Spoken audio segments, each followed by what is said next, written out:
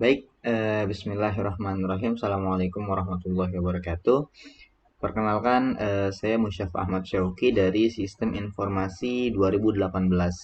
Pada kesempatan kali ini, saya akan mempresentasikan bagaimana pengoperasian sistem informasi akuntansi dari Odoo. Di antara beberapa modul yang akan digunakan seperti accounting, inventory, dan manajemen gitu. Dan pada proses ini akan kita eh, simulasikan bagaimana dari awal pelaksanaan sampai nanti terbentuk suatu transaksi dan laporannya. Nah, sebagai informasi awal, perlu kita ketahui bahwa di Odoo ini ada ya dua. Pertama pembelian dan kedua penjualan. Itu yang harus kita perhatikan. Nah, sebelum masuk ke proses pengimplementasian, kita coba pahami dulu bagaimana soal yang diberikan. Jadi di sini sebuah perusahaan produksi bergerak dalam bidang produksi kursi lipat mendapatkan modal cash sebesar 5 miliar. Jadi 5 miliar ini akan kita set nanti di bagian pembuatan saldo awal di entry jurnal ya, sebagai modal awal senilai 5 miliar rupiah. Gitu. Akan buat kursi dari rangka besi bulat aluminium dengan produksi 1000 kursi lipat aluminium. Bahan-bahan yang akan dibutuhkan dalam penyajian bahan baku adalah sebagai berikut. Nah, tiga barang inilah yang nanti akan kita masukkan ke dalam proses pembelian stok ke vendor seperti itu. Ya, pembelian stok ke vendor nanti diolah menjadi, jadi kalau ini bahan mentahnya ya aluminium bulat satu, ini apa, ada 200 batang. Ini jadi stok yang dari vendor. Nah, nanti di sini bakal jadi stok kita, stok hasil gitu yang siap dijual. Satu kursi untuk diproduksi 125.000. Nanti untuk ini costnya 125.000. Nanti nilai ke customer sebesar 250.000 ya. Nah, di poin nomor 6 barulah di sini ada poin penjualan gitu. Perusahaan akan melakukan stok di gudang sebanyak 1000 kursi, ya ini stoknya nanti. Lanjut marketing mendapatkan order dari konsumen sebesar 500 kursi. Jadi nanti bakal ada proses quotation ya, request for quotation dari bagian marketing sebesar 500 kursi ya. Ya, kepada produksi. Nah, nanti jadi ada pemasukan bagi perusahaan untuk dibuatkan laporan keuangannya. Seperti itu. Oke. Tanpa sepanjang lebar, kita masuk ke tahap pertama. Ya, di tahap pertama ini akan kita mulai dengan pembuatan database baru. Caranya cukup sederhana. Kita klik button create database. Ini kita buat nama databasenya semisal ya TS, atau kita cari yang mudah aja. Ini terkait tadi bisnisnya itu kursi lipat ya, kursi lipat. Nama database kursi lipat, email, password ya, dibuat mudah saja. Kita buat Indonesia. Oke, klik continue. Untuk bahasa bisa menyesuaikan di mana yang lebih nyaman antara Inggris ataupun Indonesia dan bahasa-bahasa lainnya.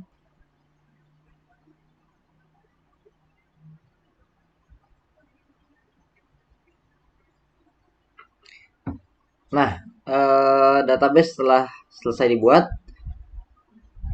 ya tadi sesuai dengan nama database yang kita buat, kursi lipat, email, password, kita coba login.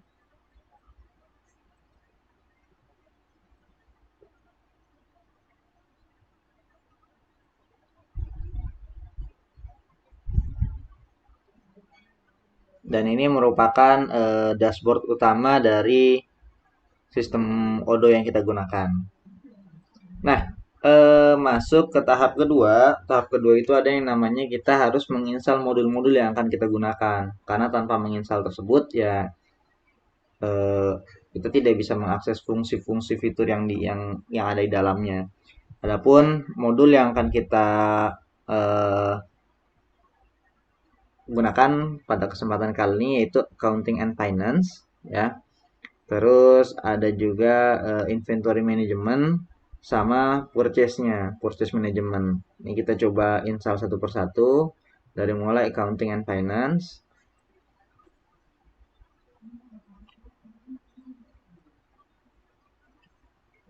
Nah, ini untuk modul accountingnya sudah terinstall dengan baik. Ini tampilan dashboard ya, masih bersih. Customer invoice, vendor bills, cash, bank, ini yang nanti akan kita gunakan. Ini masih kosong karena yang baru kita install. Terus kembali ke apps untuk menginstal modul lainnya. Kalau tadi accountingnya sudah, sekarang invoicing ini akan otomatis terinstall ketika kita menginstal accounting and finance ya, karena saling ada keterkaitan. Kita masuk ke inventory management, install, melakukan hal yang sama.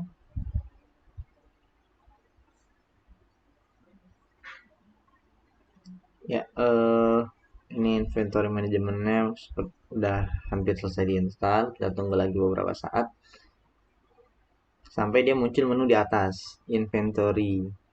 Nah, ini kita klik. Kalau sudah berhasil tampil, tandanya modul ini telah selesai terinstall. Oke, udah muncul ya inventory. Satu modul lagi yang harus kita install, yakni purchase management. Dengan hal yang sama, klik install, tunggu hingga proses loading selesai.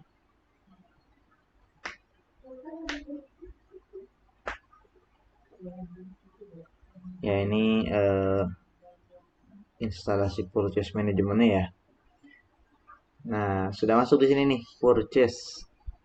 Oke, coba kita klik. Ini ada purchase, nah request for quotation nanti akan kita gunakan. Oke, di sini kita balik ke apps. Sudah ada 3 modul yang telah terinstall. Maksudnya yang akan kita gunakan. Inventory Management, Accounting and Finance, dan Purchase Management. Baik, ini untuk langkah kedua. Setelah ini akan kita lanjutkan ke langkah ketiga.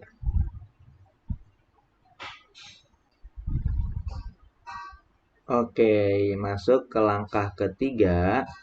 Itu kita harus melakukan yang namanya konfigurasi mata uang rupiah. Karena di sini kalau kita coba cek ya, currency yang digunakan tuh, coba cek di menu accounting and finance. Kita coba lihat settingnya. Ya, kita lihat setting. Masih loading. Nah, di sini masih menggunakan US dollar gitu. Dan pilihannya hanya 2, euro ataupun US dollar. Sedangkan kita coba tadi mengikuti di soal ya, menggunakan rupiah gitu. Ini harus kita konfigurasi. Bagaimana caranya? Caranya cukup sederhana. Untuk mengkonfigurasi, kita coba klik menu setting nih di atas setting. Nah, di pojok ini ada namanya activate the developer mode. Kita masuk ke mode developer ya, biar nanti muncul menu samping.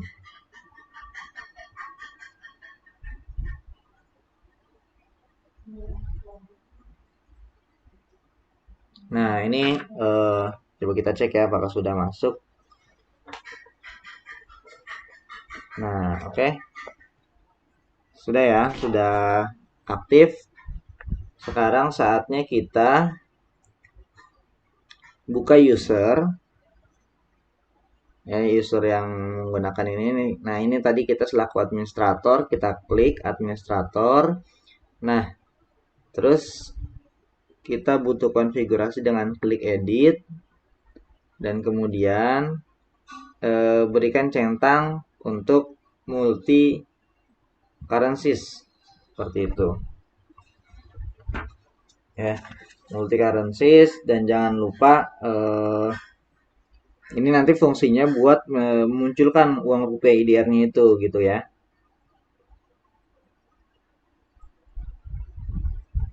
Jangan lupa di save.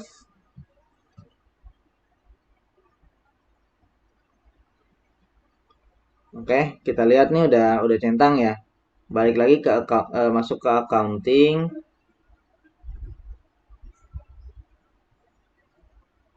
Terus buka setting. Jadi kita sekarang membuat coba mengatur di modul accountingnya. Nah, ini muncul ya. Ini ada bank and cash, multi currencies. Nah, ini multi currencies kita centang. Allow multi currencies.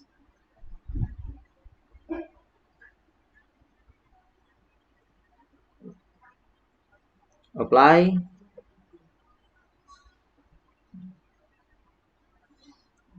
Nah, nanti akan ada yang menu baru. Coba ya, kita tunggu.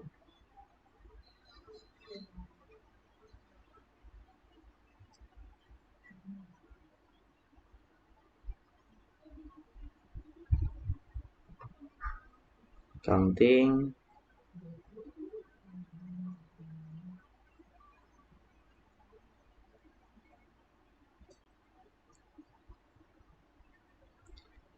Nah, ini ada multi currencies yang mana tadi tidak ada ketika kita tidak mencentang konfigurasi allow multi currencies. Nah, di sini kita coba cari mata uang yang akan kita gunakan IDR, currency-nya dengan simbol rupiah, kita klik.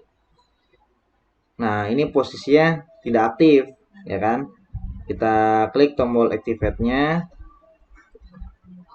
Nah, untuk saat ini mata uang rupiah sudah aktif. Ini bisa kita edit simbol rupiah, simbol posisi misalnya after amount atau before amount ya. Decimal place, oke. Save.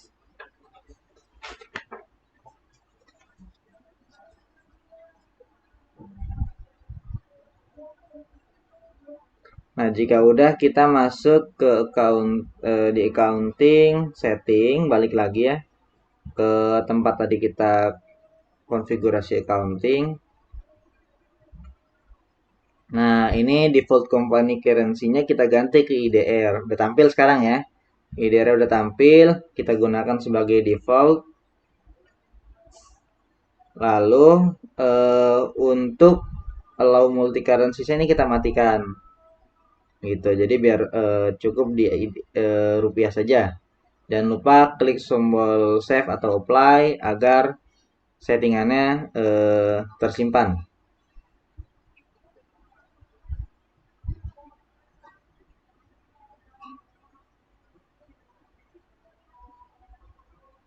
Nah, ini udah IDR ya.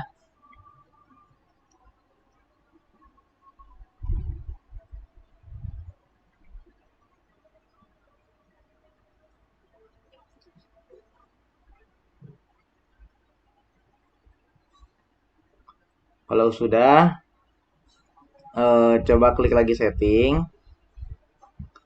Kita buka lagi user untuk memastikan bahwa multi currency tadi sudah di uncheck di administrator. Ya, sudah hilang ya karena tadi telah kita matikan.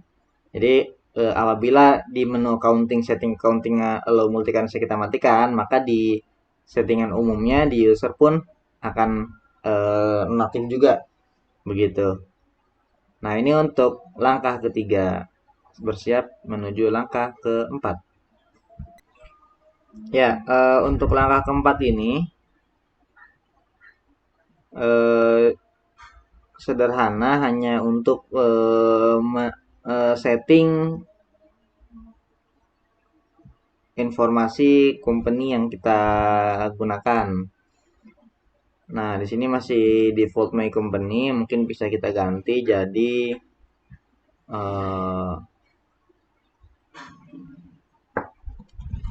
PT Ahmad Syauqi. Tagline-nya Anda senang, saya pun senang. Nah, ini untuk alamat bisa diisi, dilengkapi.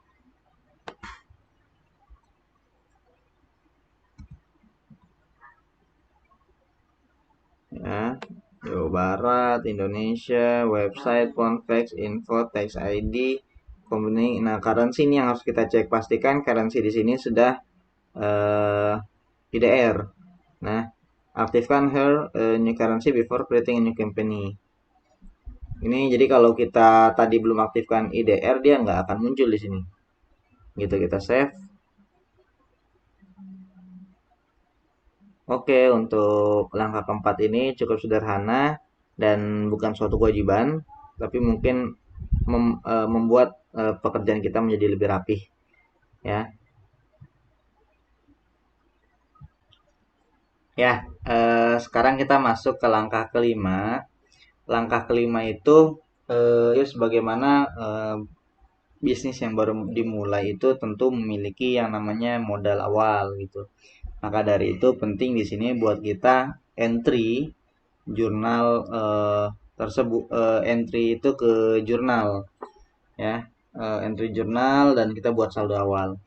Nah, di sini sebenarnya sudah ada nih, sudah ada karena tadi sudah dicoba walaupun rekamannya gagal ya.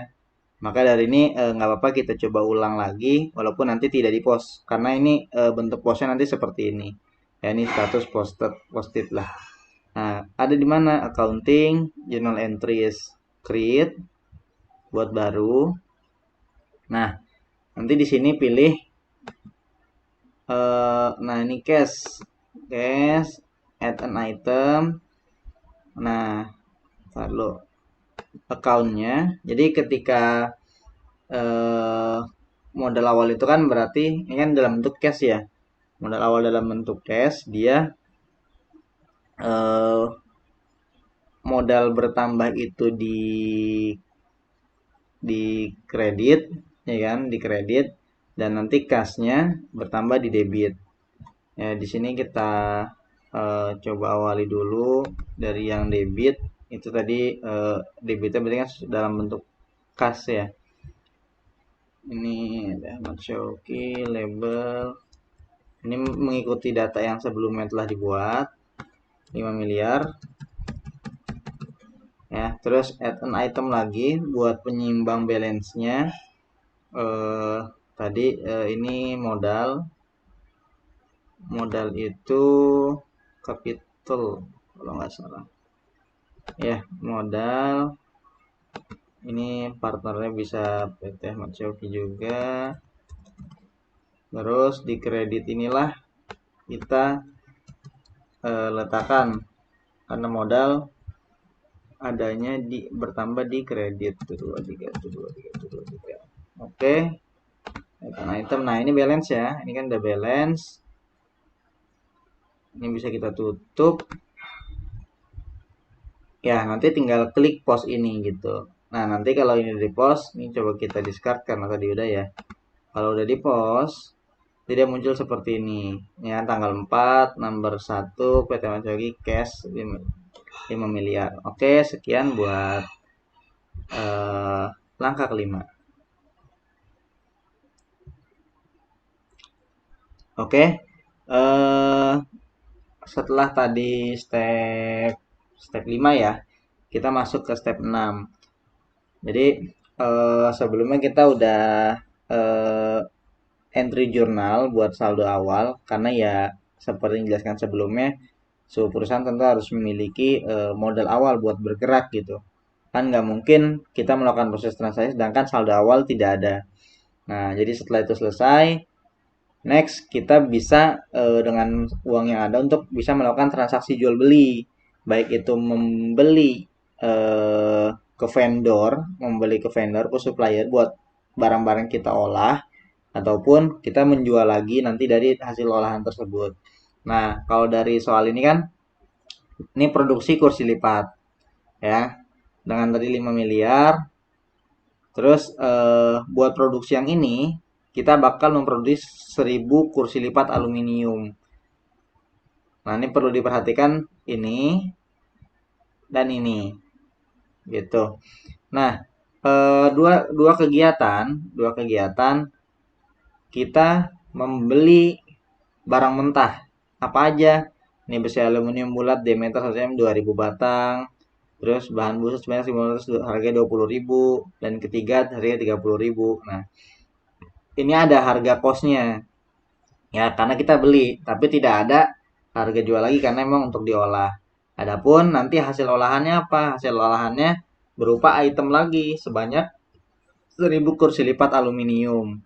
Nah, ini ada harga kosnya untuk satu produksi itu 125.000 dan harga jualnya 250.000. Oke, mungkin sampai di sini, insya Allah bisa, kalau dari saya pribadi insya Allah paham terkait soalnya. Nah, kita coba implementasikan ke sistem Odo. Oke ya, nah ini kita coba langsung proses implementasikan menambah produk di sistem Odo. Nah, ya ini yang ada di soal kan, tadi sudah jelasin, ini barang yang akan dibeli, ini barang kedua yang akan dibeli, ini barang ketiga yang akan dibeli, dan ini barang keempat yang nanti bisa kita jual. Oke, kita create. Nah, nama produknya kita mulai dari sini dulu ya, bisa mulai dengan 1 cm. Terus ini can be sold, can be purchased. Ini kalau can be sold bisa dijual, kalau purchased tidak bisa dibeli. Nah, ini kan barang untuk kita apa namanya? Barang untuk kita stok apa namanya? Barang untuk kita olah gitu. Makanya ini bukan buat dijual tapi buat kita gunakan. Kita membeli ke yang lain. Makanya kalau di sini nggak ada istilah sales ya. Nah, tipe produknya apa? Consumable untuk penggunaan kita. Masukin di sini harganya berapa? Harganya 50.000. Oke. Nama produknya udah. Terus harganya berapa tadi? 50.000 per batangnya ya. Ini masukin produk per batang nih. Kita belinya per batang. Ini kita simpen dulu ya. Nah, kalau udah, kita buat produk baru lagi. Yang kedua, bahan busa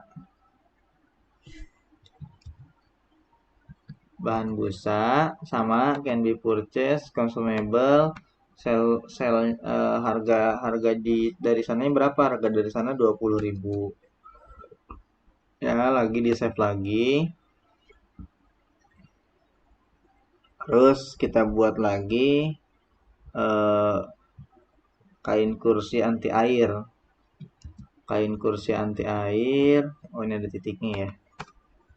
Sama, akun dengan hal sama, harganya berapa? 30.000. Save. Kita coba cek dulu terkait barang-barang yang bakal kita gunain untuk produksi nih. Udah masuk semua belum? Kalau ini bahan busanya kita edit dulu karena ada titik di depannya. Save. Ya. Dari mulai besi aluminium bulat diameter 1 cm harga 50.000 udah. Bahan busa harga 20.000 udah. Kain kursi anti air harga 30.000 udah. Nah, terus ini di mana nih? Ini kan ada 2000 batang, 1500 lembar, 19 lembar. Nah, ini nanti kita gunain ini ketika kita melakukan quotation, request of quotation gitu, buat request pembelian. Jadi sekarang kita hanya inisiasi barang-barangnya terlebih dahulu. Tambah satu lagi nih barang yang buat kita jual, hasil jadinya juga diinisiasikan di sini. Apa tadi? Kursi lipat ya. Kursi lipat bisa dijual. Ini jadi stockable produk. Ya kan tadi di sini kan memproduksi 1.000 kursi lipat ya. Jadi stoknya. Nah, melakukan stok di gudang sebanyak 1.000 kursi nih. Gitu. Terus sell price-nya berapa? Harga jualnya itu di sini dibilang harga sekursi untuk dijual 250.000. Jadi orang lain ketika mau beli ya segini 250.000. Sedangkan cost yang dikeluarkan berapa? 125.000. Ini ya 125.000 dan 250.000 nih. Nah, terus apalagi yang perlu kita sesuaikan? Ini udah schedule produk, bisa dijual, kursi lipat. Nah, update kuantitasnya, berapa stoknya nih? Itu ya, ini lagi loading. Nah, produk kursi lipat, kuantitas berapa tadi? 1000. Jadi kita di sini punya produk, nanti punya produk olahan tuh, hasil olah sebanyak 1000 kursi lipat aluminium. Oke, ini di apply. Kursi lipat aluminium. Ini ditambahin aluminium. Oke, ini bisa kita save. Kita cek di produk. Nah, oke. Ini 3 barang, poin 1, 2, 3 yang nanti kita apa namanya? Yang nanti kita jual. Yang nanti kita beli ke vendor ya. Makanya ini price yang munculnya price.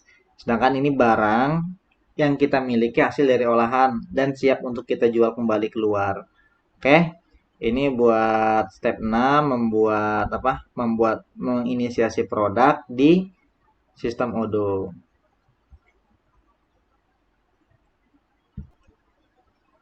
Cek ya. Oke, untuk langkah ketujuh itu kita akan melakukan yang namanya request of quotation. Apa itu?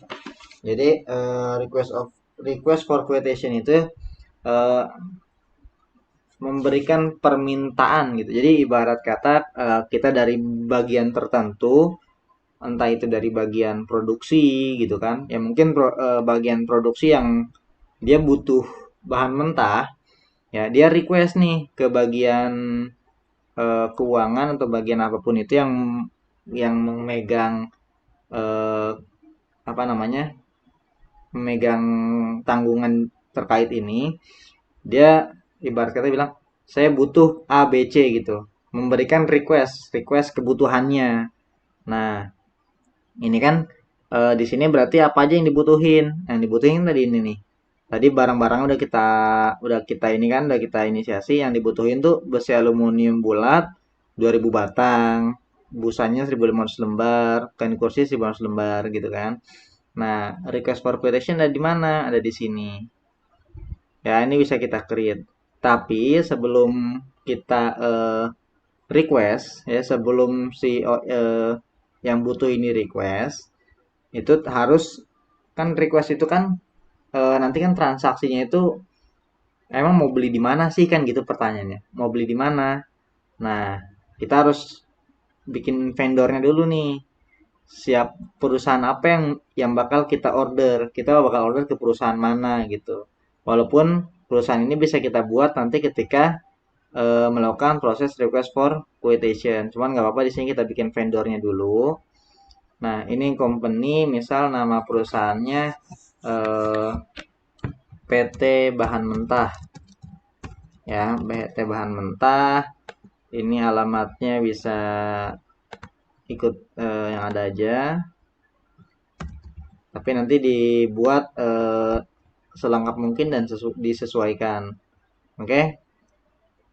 Ini kalau mau bikin kontak si PT Bahan Mentahnya, bisa di sini ya. Ini kita save. Nah, di sini kita punya satu vendor PT Bahan Mentah. Jadi kita nanti mesen produknya kemana? Ke PT Bahan Mentah ini. Gitu. Sekarang coba kita buat permintaan requestnya, kita create. Nah, request for quotation baru ya, vendor ke PT Bahan Mentah. Order date-nya per tanggal sekarang. Reference ini bisa di ya. Terus nah produknya apa aja? Produk yang pertama di sini apa tadi tuh? Besi aluminium bulat yang 1 cm. Ya, 1 cm. Kuantitinya berapa? Kuantitinya 2000. Ya. Unit price-nya tadi harusnya udah ya di situ ya. Unit price satu batangnya itu kan ini 2000 batang, satu batangnya 50.000. Nah, karena di soal tidak diminta adanya pengenaan pajak, ini bisa kita silang. Oke.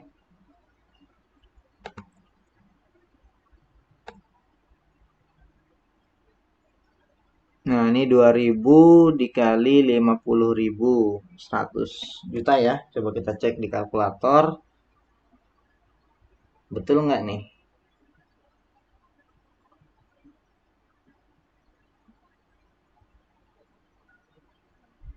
Dua ribu dikali berapa satunya? 50.000.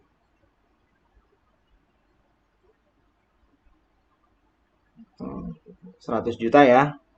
Ya, 100 juta. Nah, terus masuk lagi ke item kedua. Item keduanya itu apa? Bahan busa. Bahan busa berapa berapa nih kuantitinya? Butuh 1.500. Harga unitnya berapa? 20.000. Nggak ada pajak ya. Ini oke, jadi 30 juta. Terus add item baru lagi, apa namanya? Kain kursi anti air. Kain kursi anti air ya. Nah, di sini nggak ada kan tadi yang bahan yang hasil olahannya tidak teridentifikasi karena kita set produk itu hanya untuk bisa dijual, bukan kita beli. Kain kursi anti air itu berapa? Kebutuhannya 1.500 lembar. Unit price-nya 30.000, tidak ada pajak, total 45 juta ya. Coba kita cek lagi, 2.000 batang dikali 50.000, 1.500 batang dikali 20.000, 1.500 batang lagi dikali 30.000.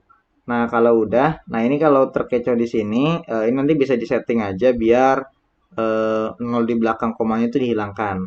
Ini kan rupiahnya juga ada 2 nol, di kuantiti ada 3 nol. Ya. Oke, kalau udah request ini kita confirm nih, kita confirm requestnya, tik confirm order. Ini dia sekaligus nge-save gitu ya.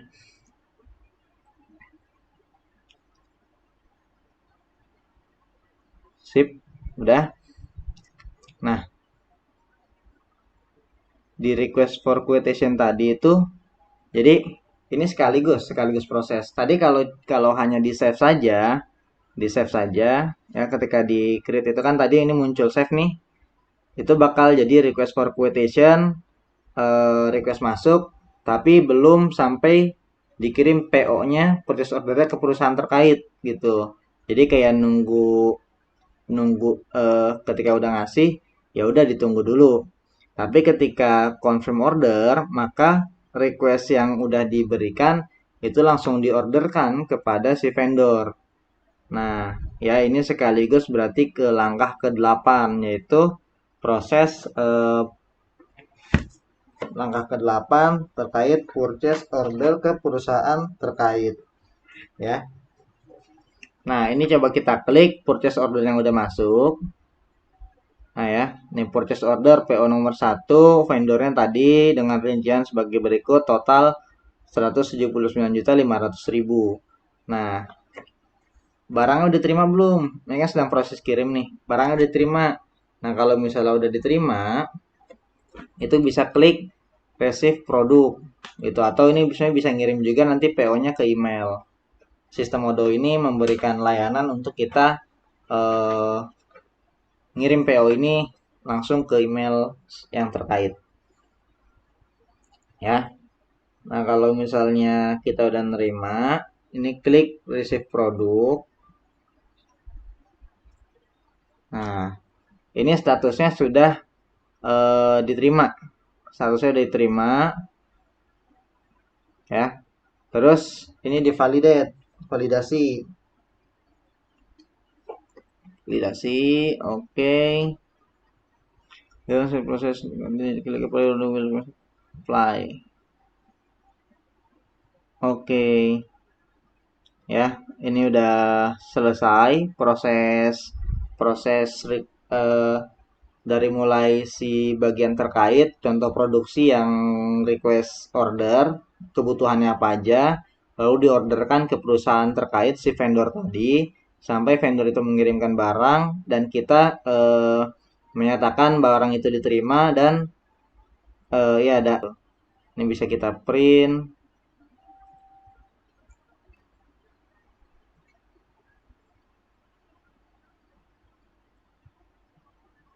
ini delivery. Nah ini ya banget ke address PO ini PO pertama. Oke. Mungkin untuk proses step ke-7 dan 8 ya. Step ke-7 request for quotation dan purchase ordernya telah selesai kita lakukan. Oke, sekarang tadi step 7 dan 8 udah selesai ya, request for quotation sama purchase order. Kita buat PO-nya ke vendor terkait. Barang udah kita terima, sekarang waktunya kita bayar apa yang telah kita beli, apa yang telah kita belanjakan kan gitu. Nah, di step ke-9 ini namanya vendor bills. Vendor bills itu kita buat tagihan nih, buat tagihan dulu ya. Buat tagihan utang perusahaan kita ke si pemasok atau vendor ya. Nah, disclaimer sedikit, tadi ada sedikit kesalahan, bukan kesalahan sih, sedikit minor di pas kita buat PO itu bagian bahan busa masih terdapat ini pajak 15%. Makanya tadi kalau di back beberapa detik yang lalu itu totalnya nggak segini ya.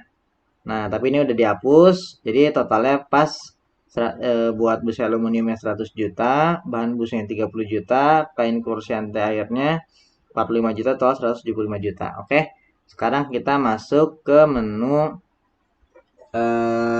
vendors bills ya, itu adanya di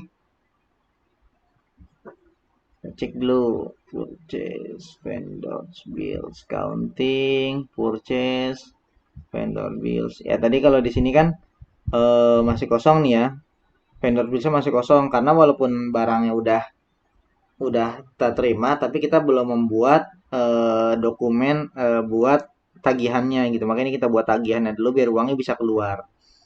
Kita create vendornya siapa, tadi PT Bahan Mentah.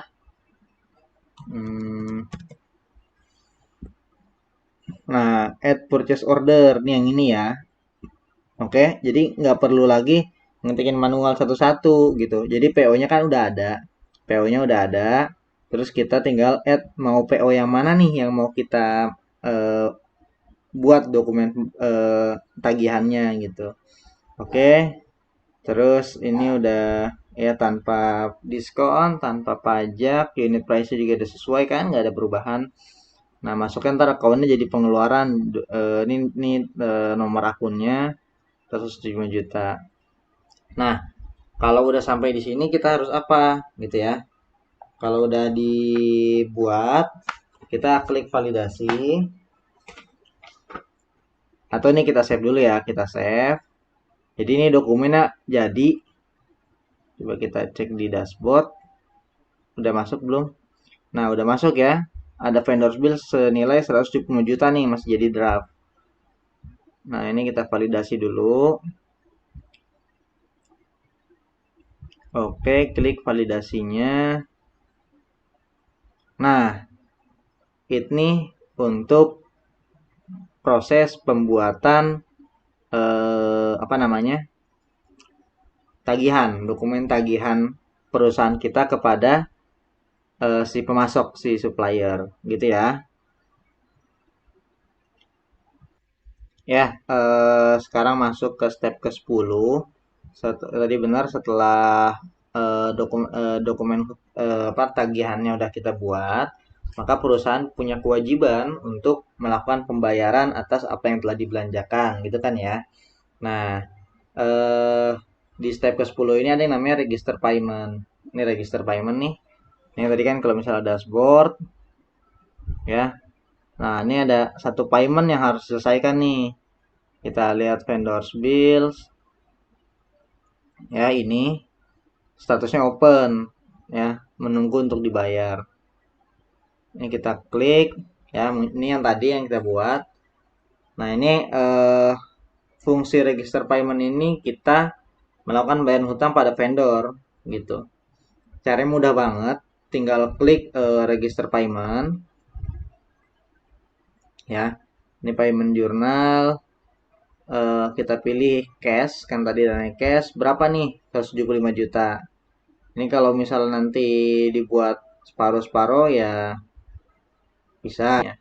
payment date, memo, ini kita validasi. Ya.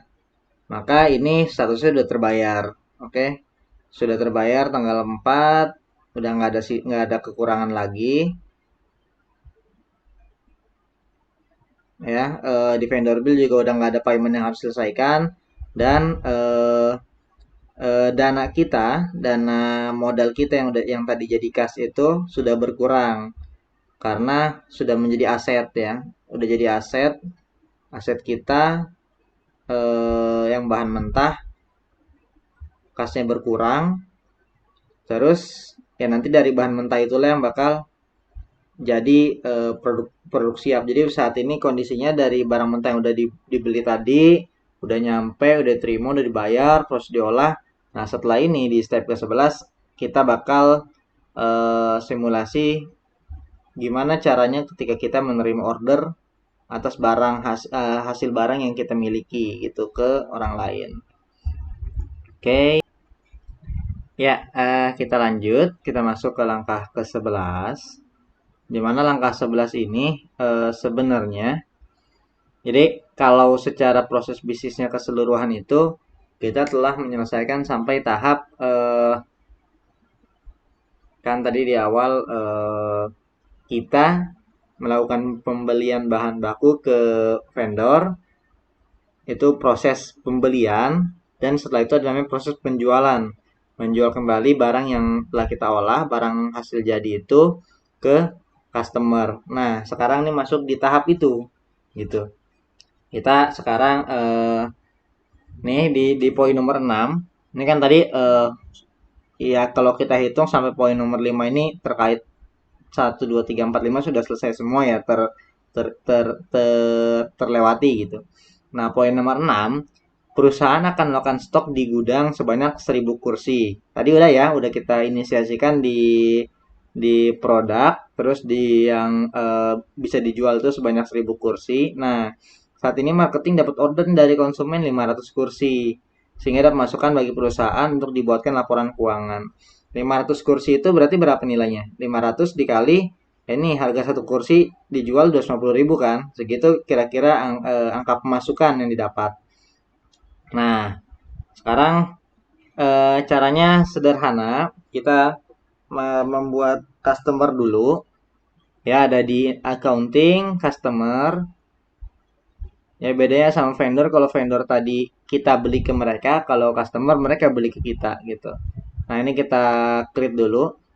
Atau sebenarnya bisa aja ya, ya ini mau, nah ini customer bisa individual atau mau company.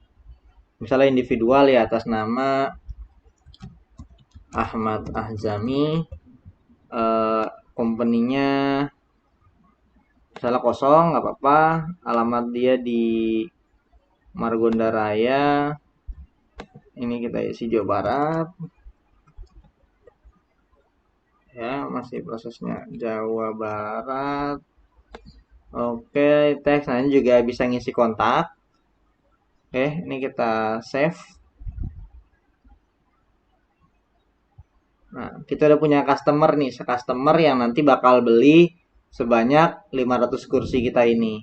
Nah, sekarang gimana caranya, misalnya customer beli nih. Nah, tentu kita harus mengeluarkan invoice kepada mereka gitu kan.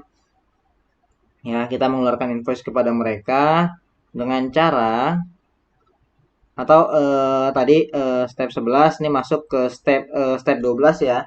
Step 12 yaitu customer invoice. Nah, untuk membuat customer invoice ini kan karena ada penjualan produk tadi kan, penjualan produk itu caranya accounting. Nah, ini di sales ini di penjualan ada customer invoice ya. Nah, ini masih kosong karena memang kita belum melakukan penjualan sedikit pun, satu kali pun. Ini kita create, kita buat di step ke-12 berarti ya. Step ke-12 ini customer invoice. Nah, ini kita pilih siapa nama customernya, Ahmad Ahzami gitu kan. Nah, kita ngasih kesempatan ke dia untuk bayar berapa nih? Nah, 15 hari misal, 15 hari. Terus invoice date-nya hari ini. salespersonnya ya misalnya ya saya selaku admin gitu kan ya. Nah, terus apa invoice lain apa yang dia beli? Oke. Nah, di ini. Nah, ini kita klik kursi lipat aluminium yang kita buat account 2000, kuantitinya berapa?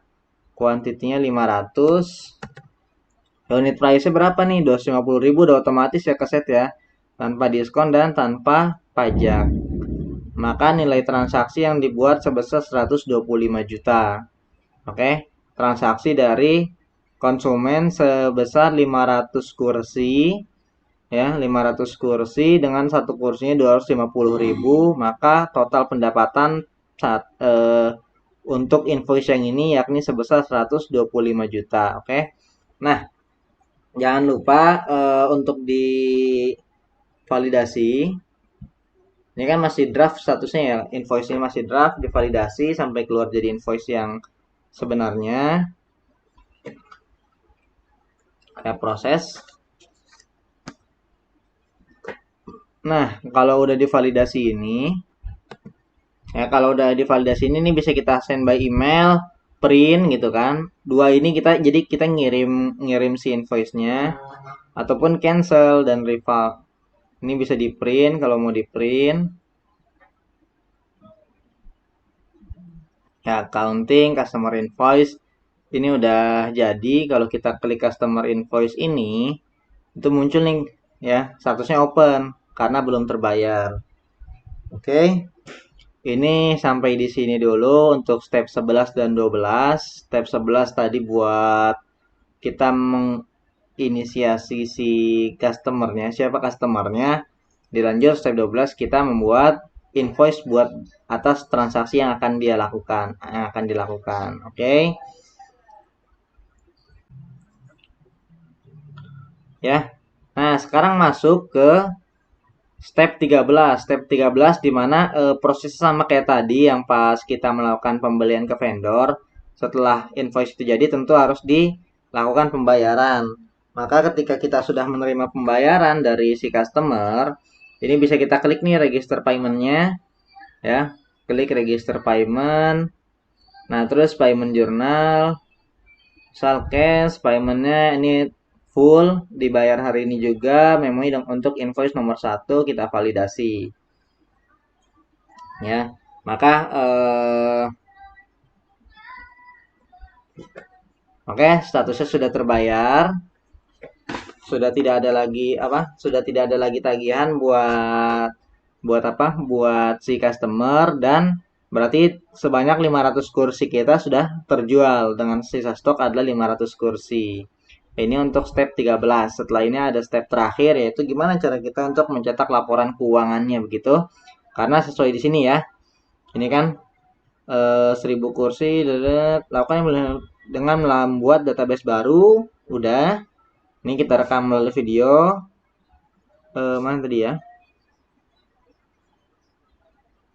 Nah nih, sehingga ada pemasukan bagi perusahaan untuk dibuatkan laporan keuangan. Jadi pemasukannya udah selesai, sudah beres, sudah tercatat. Setelah ini di proses terakhir, step ke-14 kita bakal buat laporan keuangannya, oke? Iya, masuk ke step terakhir. Setelah kita tadi membuat customer invoice, register payment gitu kan. Transaksi selesai, saatnya kita untuk melihat laporan dari keuangan kita sebagaimana yang tadi diminta itu kan di soal ada pemasukan untuk perusahaan untuk dibuatkan laporan keuangan. Nah, caranya gampang, tinggal accounting, report, PDF report. Nah, ini bisa dipilih nih.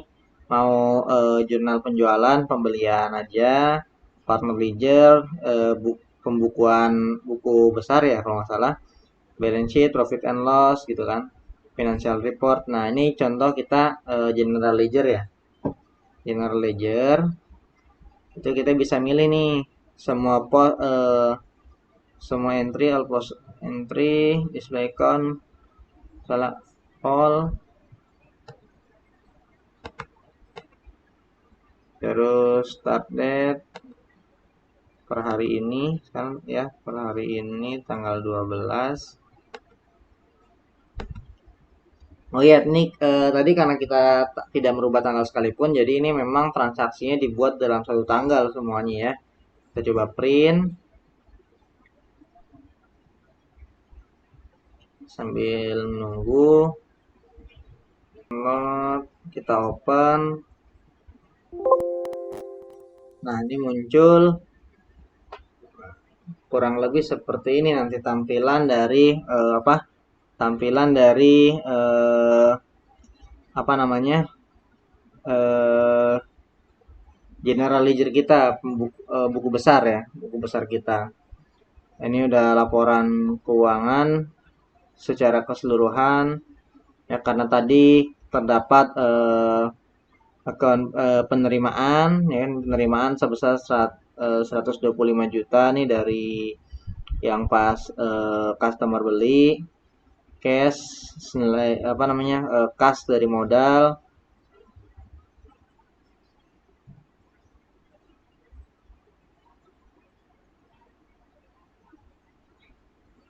ya, kurang lebih ini nanti hasil dari laporan keuangan yang tersedia.